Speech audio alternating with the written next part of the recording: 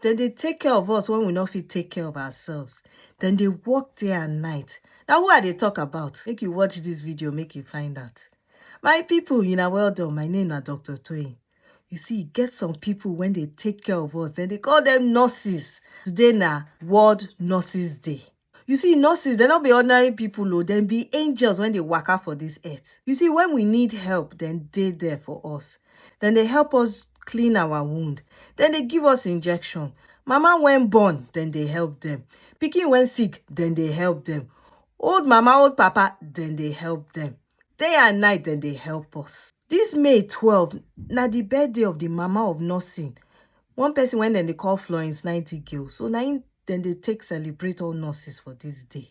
Sometimes nurses, they feel no one even come work, but then they think of say person life depend on me, then they go work. Sometimes their life dey danger when they take care of these people. Sometimes some people not they even thank them for wetin dem dey do. Now I make this day, make sure say you thank nurse. All the nurses when they hospital, clinic, village, everywhere, we see you now and we say thank you for the work when they do. If you get one nurse when don't do well for you, I better make you yarn us for comment section.